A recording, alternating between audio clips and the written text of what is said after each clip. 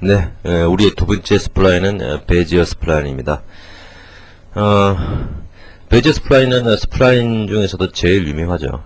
베지어 스플라인은 스플라인의 대표 선수라고 얘기할 수 있는데요. 먼저 이 베지어 스플라인은 앞에서 봤던 허미 스플라인에서 유도됩니다. 그래서 허미 스플라인과 굉장히 유사하다 이렇게 생각하시면 되는데, 허미 스플라인 단점이 뭐냐면 벡터를 이용해서 제어자를 주기 때문에 이 벡터가 좀 불편하죠. 벡터를 이용해서 나타낸다는 것이. 점을 그냥 4개의 점으로 하면 좋겠는데, 그래서 베지어 스플라인은 4개의 점을 제어 자리로 하고 있습니다. 그래서 아까 또 지금 뭡니까, 허미 스플라인은 이 벡터의 크기에 대해서 상당히 둔감했습니다. 좀 더 점에 민감하게, 좀 더 점에 가까이 붙게 이렇게 한 것인데요. 베지어 스플라인의 개념은 이렇습니다. 4개의 제어점으로 곡선을 그리는 방법입니다. 보시면 이 점 4개를 이제 제가 점선으로 연결해 놨고요. 보이시죠? 예. 이것을 이용해서 그려진 베지어 스플라인을 그려봤습니다. 이제 좀 뭔가 근사한 스플라인이 나오죠. 예, 이렇게 점이 됐을 경우에는 이렇게 되고, 이렇게 됐을 경우에는 이렇게 모양이 베지어 스플라인이 그려집니다. 이 까만 부분이 스플라인입니다.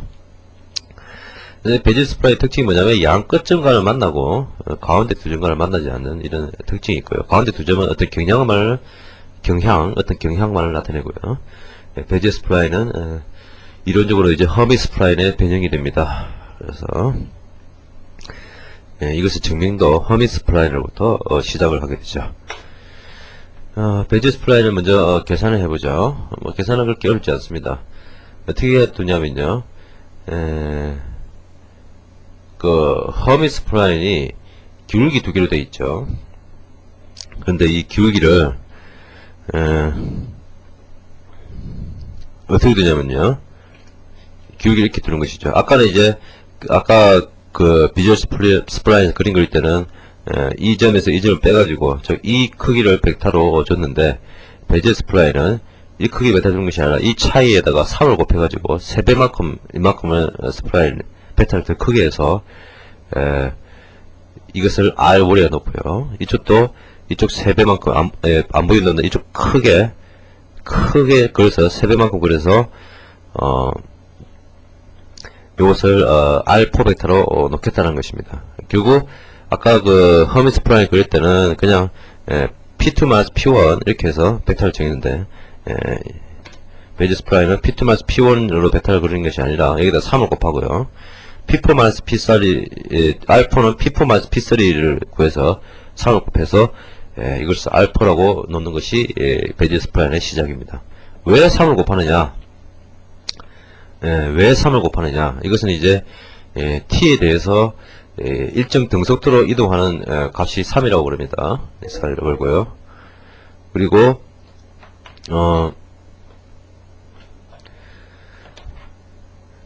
나중에 이제 가스테일즈 알고리즘 보면 이것을 3으로 하는 것이 적절함을 여러분들 알 수 있을 것입니다. 그래서 이제 베지어 스플라인의 기하 행렬은 4개의 점이 되겠죠. 이렇게 4개의 점, 4개의 점이 기하 행렬이 되고요. 그래서 기하 행렬 허밋의 기하 행렬은 아까 봤듯이 P1, P4, R1, R4 이렇게 됩니다. 근데 이것이 아까 뭐냐면 R1은 베지어 스플라인에서 R1은 3P2 P1, R4는 3P4 P3를 그렸기 때문에 이것을 행렬식으로 나타내면 이렇게 되죠. 즉 P1, P2, P3, P4 이것은 이제 베지어의 기하 행렬인데요. 이것과 이 행렬을 곱하면 허밋의 행렬이 됩니다. 그래서 이걸 보면 아시겠죠? 예. 이쪽 P1은 그냥 P1이고 P2는 그냥 곱하면 그냥 P2가 되는데, R1의 자리는 뭐냐면 R1은 이걸 이렇게 곱하면요 3 P1 더하기 3P2가 되죠. 이게 바로 이거죠. 그 다음에 이쪽은 뭐냐면 마이너스 3P3 더하기 4P 더하기 3P4가 됩니다. 그죠? 이것이 바로 이 식이 되죠. 그래서 허밋의 기하 행렬은 배지의 기하 행렬 곱하기 이 행렬 이렇게 됩니다. 그래서 이것을 GB 곱하기 MHB라고, 이것을 MHB라고 하는 것입니다. MHB. 그러면 이제 QT, 아까 허밋 스프라인은 GH 곱하기 MH 곱하기 T 이렇게 나타냈는데, 아까 여기서 GH는 GBMHB라고 했습니다. 그래서 GH 대신에 GBMHB 이렇게 넣은 것이죠. GBMHB 넣고 MHT 이렇게 나왔습니다. 그래서 이 곱을 이렇게 곱한 걸로 서로 바꾸는 것이죠. MHB와 요 GB는 기하 행렬이고 T는 있으니까 요 두 개 곱한 것이 배지어의 뭐가 됩니까? 기저 행렬이 되죠. 그래서 이 두 개 곱한 것이 MB가 된다는 얘기입니다. 그래서 이 MB는 뭡니까? 결국 이 MHB와 MH의 곱인데, 즉 아까 요 행렬과 허밋 스프라인의 기저 행렬의 곱입니다. 이것이 허밋 스프라인의 기저 행렬이죠. 그래서 이런 모양이 나오게 됩니다. 이것을 이제 다항식으로 나타내면 QT는 1-T 삼성 3T 1-T의 제곱 3T 제곱 T 삼성이 되죠.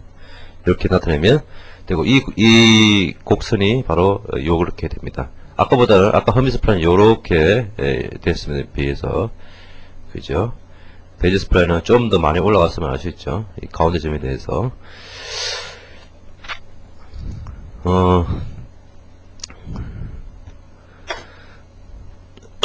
그러면 이제 배지 스프라인을 어떻게 구현하고 그리는지도 보도록 하죠. 아까 봤던 이 1-T의 삼성 3T 1-T 제곱 3T 제곱 T 삼성을 아주 유명한 다항식입니다. 이걸 베른스타인 다항식이라고 얘기합니다. 베른스타인 다항식. 배지 스프라인 그리는 건 간단하게 아까 봤던 그런 식입니다. 그래서 미리 이제 계산할 식을 계산해 놓고요.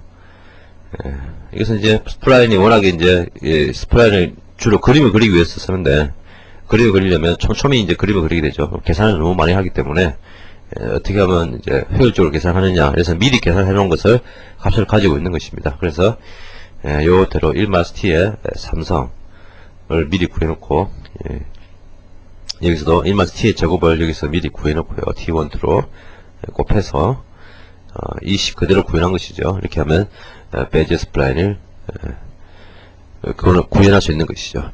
그럼 이 배지 스프라인 식을 가지고 아까 허밋 스프라인도 마찬가지입니다만 어떻게 그림을 그릴 수 있느냐.